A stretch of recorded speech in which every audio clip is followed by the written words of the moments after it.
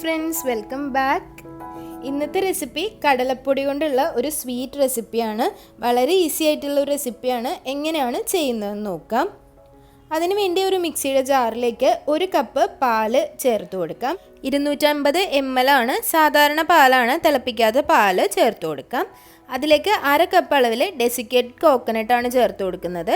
ഇതിന് പകരം സാധാരണ തേങ്ങ ചിരവിയതും ചേർത്ത് കൊടുക്കാം കേട്ടോ. 1/2 കപ്പാണ് ചേർത്ത് കൊടുക്കേണ്ടത്. ഇനി ഇത് നല്ലപോലെ ഒന്ന് ബ്ലെൻഡ് ചെയ്തിട്ട് എടുക്കുക. ഒരു ബൗളിലേക്ക് 1 കപ്പ് അളവിൽ കടലപ്പൊടി ചേർക്കുന്നുണ്ട്. കടലപ്പൊടിയിൽ ഒരുപാട് കട്ടകളൊക്കെ ഉണ്ടാവാൻ ചാൻസ് ഉള്ളതുകൊണ്ട് അതൊന്ന് നല്ലോണം അരിച്ചെടുക്കണം. കട്ടകളെല്ലാം മാറാൻ വേണ്ടി ഒരു അരിപ്പയിലേക്ക് ഇട്ട് കൊടുത്തതിന് ശേഷം ഒരു സ്പൂൺ ഉപയോഗിച്ചിട്ട് ഇതുപോലെ നല്ലപോലെ ഒന്ന് അരിച്ചെടുക്കുക.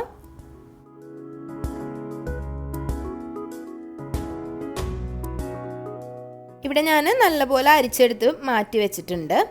ഇനി ഒരു പാൻ വയ്ക്കാം. നന്നായി ചൂടായ പാനിലേക്ക് 1/4 കപ്പ് അളവിൽ നെയ്യാണ് ചേർത്ത് കൊടുക്കുന്നത്.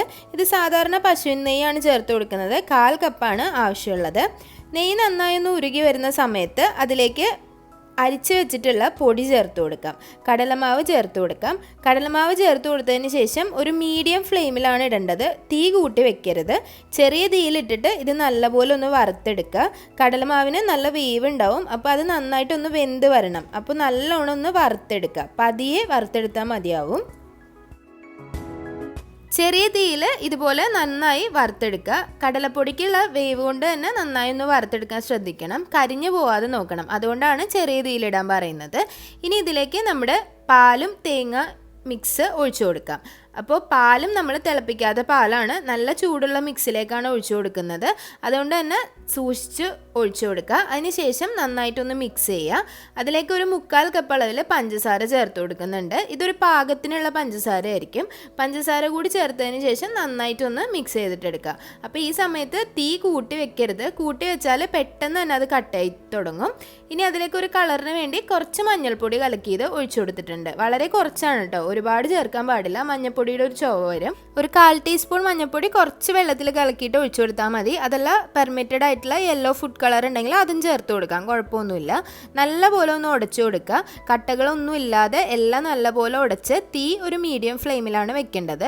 പതിയെ പതിയെ അതൊന്ന് നന്നായി ഇങ്ങനെ കുറുകാൻ തുടങ്ങും. ആ പാലും അതുപോലെ എല്ലാം വെന്ത് നല്ലോണം കുറുകി പാത്രത്തിൽ നിന്ന് വിട്ട് വരുന്ന ഒരു ഇതിലേക്ക് എത്തണം. അപ്പോൾ നമ്മുടെ ഈ ഒരു സ്വീറ്റിനുള്ള ഇത് റെഡി ആയിട്ടുണ്ട്. ഇനി നമുക്കിതൊന്ന് പിടിച്ചെടുത്താൽ മതി. ഏത് ഷേപ്പിൽ വേണമെങ്കിലും പിടിച്ചെടുക്കാം. കയ്യിൽ എണ്ണയോ അല്ലെങ്കിൽ കുറച്ച് നെയ്യോ ആക്കിയതിന് ശേഷം കുറച്ചെടുത്തിട്ട് ഏത് ഷേപ്പിലും നിങ്ങൾക്ക് പിടിച്ചെടുക്കാം കേട്ടോ. സ്ക്വയർ ആയിട്ട് എടുക്കാം, അതെല്ലാം റൗണ്ട് ആയിട്ട് എടുക്കാം. ഞാനിവിടെ ഇപ്പോൾ ഒരു ബോൾസ് ആക്കിയിട്ടാണ് എടുക്കുന്നത്. ഇതുപോലെ ഒരു ബോൾസ് ആക്കി എടുക്കുക. അതിനുശേഷം ഒന്ന് ഗാർണിഷ് ചെയ്യാൻ വേണ്ടി നടുവിൽ പിസ്താഷ്യൂ വെച്ച് കൊടുക്കുന്നുണ്ട്. അപ്പോൾ വളരെ സിമ്പിളാണ്, ഈസി ആയിട്ട് ഉണ്ടാക്കിയെടുക്കാം. പിന്നെ ഇതൊരു നോർത്ത് ഇന്ത്യൻ സ്വീറ്റാണ്. ദീപാവലിക്കൊക്കെ നമുക്ക് സ്പെഷ്യലായിട്ട് ഉണ്ടാക്കിയെടുക്കാം. ഈസിയാണ്, എളുപ്പത്തിൽ ഉണ്ടാക്കാം, നല്ല ടേസ്റ്റുമാണ്. ഒരുപാട് അങ്ങ് മധുരവും ഇല്ല. അതുപോലെ മധുരം കഴിക്കാത്തവർക്കും ഒരെണ്ണമൊക്കെ കഴിക്കാൻ പറ്റുന്ന നല്ല ടേസ്റ്റുള്ള സ്വീറ്റാണ്. അപ്പോൾ എല്ലാവരും ട്രൈ ചെയ്ത് നോക്കുക. ട്രൈ ചെയ്ത് നോക്കിയിട്ട് അഭിപ്രായങ്ങളൊക്കെ കമൻറ്റ് ബോക്സിൽ അറിയിക്കാം കേട്ടോ. അതുപോലെ എയർ ടൈറ്റ് ആയിട്ടുള്ള കണ്ടെയ്നറിൽ നമുക്ക് ഫ്രിഡ്ജിൽ സൂക്ഷിക്കാവുന്നതാണ്. തണുപ്പിച്ച് കഴിക്കാനും നല്ല ടേസ്റ്റാണ്. കുറച്ച് ദിവസമൊക്കെ ഇത് ഇരുന്നോളും. അപ്പോൾ വീഡിയോസൊക്കെ ഇഷ്ടമാവുന്നുണ്ടെങ്കിൽ ചാനൽ സബ്സ്ക്രൈബ് ചെയ്യാൻ മറക്കരുത്. സബ്സ്ക്രൈബ് ചെയ്യുമ്പോൾ കൂടെയുള്ള ബെല്ലൈക്കൺ കൂടി ക്ലിക്ക് ചെയ്യണം. അതിൽ ഓൾ എന്നുള്ള ഓപ്ഷൻ തന്നെ പ്രസ് ചെയ്യാം കേട്ടോ. അപ്പോൾ ഇൻഗ്രീഡിയൻസും മെത്തേഡ്സും ഡിസ്ക്രിപ്ഷൻ ബോക്സിൽ കൊടുത്തിട്ടുണ്ട്. ഇനിയും നല്ലൊരു റെസിപ്പി ആയിട്ട് വരുന്നതായിരിക്കും. അതുവരേക്കും താങ്ക് യു.